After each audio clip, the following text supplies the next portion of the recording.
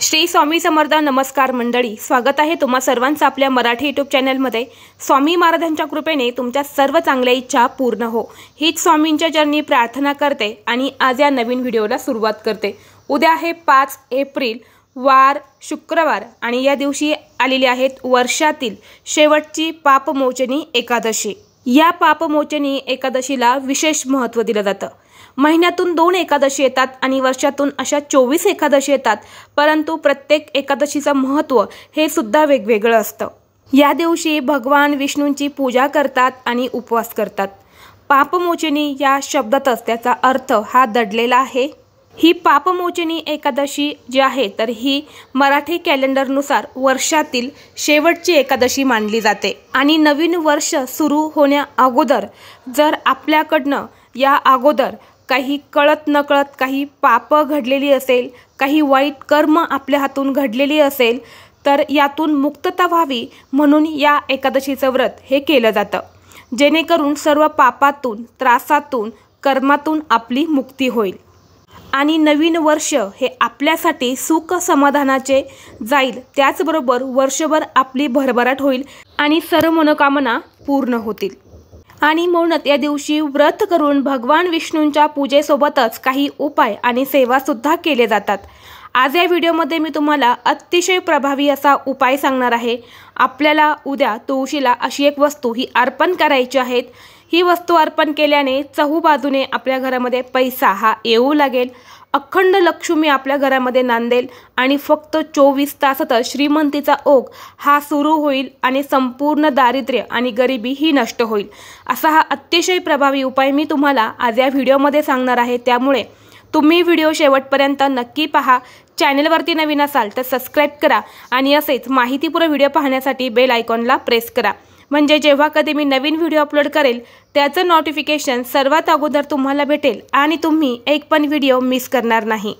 तर पहा, आपल्याला हा उपाय कधी करायचा आहे तर उद्या एकादशी आहे, तर उद्या एकादशीच्या दिवशी तुम्ही संपूर्ण दिवसामध्ये हा उपाय कधीही करू शकतात।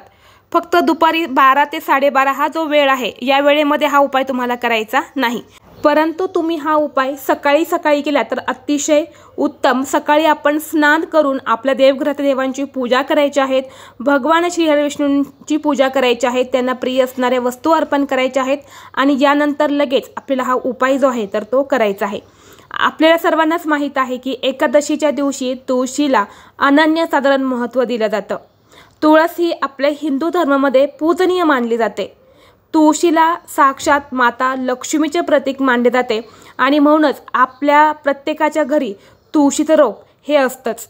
आणि अशा वेळी बघा, पापमोचनी एकादशीच्या दिवशी तुळशी संबंधित आपण काही उपाय जर केले तर ते खूप लाभदायक आपल्याला ठरत असतात आणि हा उपाय केल्याने भगवान विष्णू तसेच माता लक्ष्मीचा आशीर्वाद हा आपल्याला मिळत असतो आणि आपल्या सर्व इच्छा मनोकामना या पूर्ण होत असतात।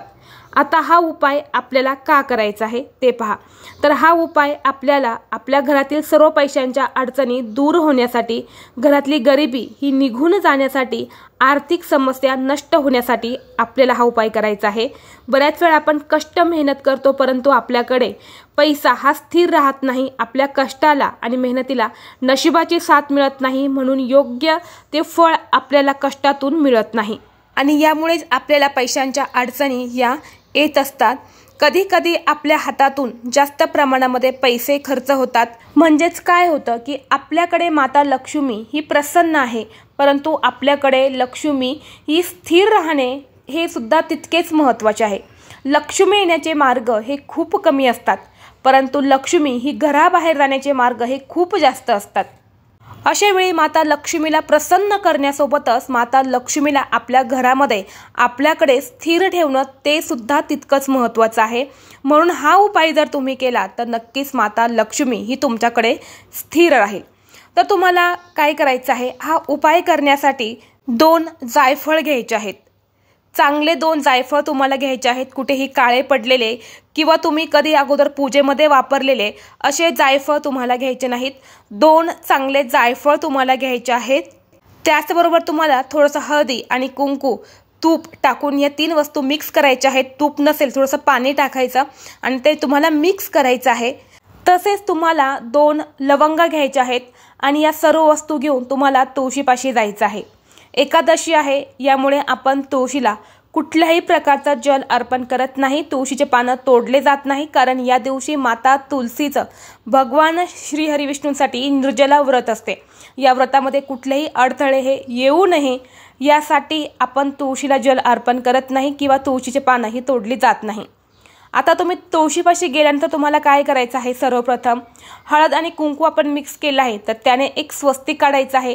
त्या वृंदावनवरती काढा, कुंडीमध्ये तुम्ही तुळस लावली असेल त्या कुंडीवरती एक स्वस्तिक काढा किंवा तिथे तुम्ही खाली तुळशीपाशी काढलं तरी सुद्धा चालेल। 2 अगरबत्ती घ्यायच्या आहेत किंवा धूप घ्यायचा आहे, धूप दीप अगरबत्ती तुम्हाला वळवून घ्यायचं आहे। स्वस्तिकला हळदी कुंकू तुम्हाला लावायचं आहे, अक्षता अर्पण करायचे आहेत आणि यानंतर ज्या 2 लवंगा तुम्ही घेतलेल्या आहेत त्या 2 लवंगा त्याचबरोबर जे 2 जायफळ आहेत तर हे तुम्हाला तुळशीच्या मुळाशी तुम्हाला मातीमध्ये पुरायचे आहे। उपाय करत असताना तुळशीला स्पर्श होणार नाही याची तुम्हाला काळजी घ्यायची आहे आणि हे 2 लवंगा आणि 2 जायफळ हे तुम्हाला त्या तुळशीच्या मुळापाशी मातीमध्ये पुरायचे आहे। दोन्ही हात जोडून माता लक्ष्मीला तुम्हाला प्रार्थना करायची आहेत।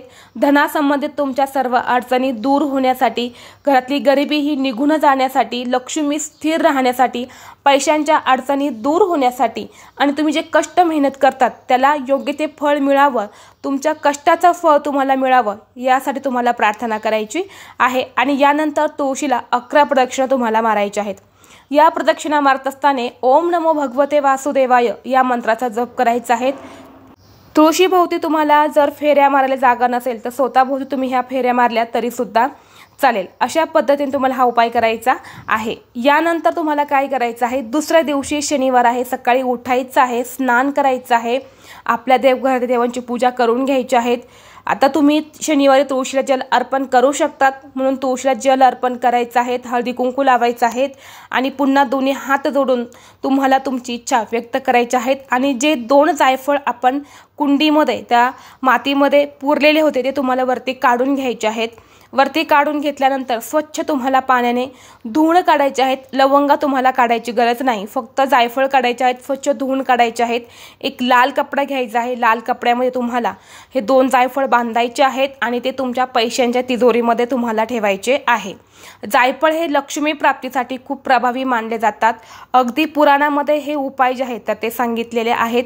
यामुळे आपल्याकडे लक्ष्मी खेचली जाते, आकर्षित होते आणि हे 2 जायफळ तुम्ही तुमच्या तिजोरीमध्ये ठेवल्याने माता लक्ष्मी ही आपल्या घरामध्ये आपल्याकडे स्थिर राहते आणि ती माता लक्ष्मी आपलं घर सोडून कधीही कुठे जात नाही।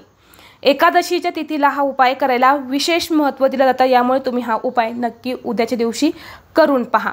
तर अशा पद्धतीने तुम्हाला हा उपाय करायचा आहे। जर तुम्हाला हा व्हिडिओ आवडला तर लाईक करा, चॅनलवरती नवीन असाल तर सबस्क्राईब करा आणि हा व्हिडिओ आपल्या मित्रपरिवारासोबत शेअर करा। चला तर मग भेटू असंच पुढल्या एका नवीन व्हिडिओमध्ये। तोपर्यंत सर्वांना श्री स्वामी समर्थ।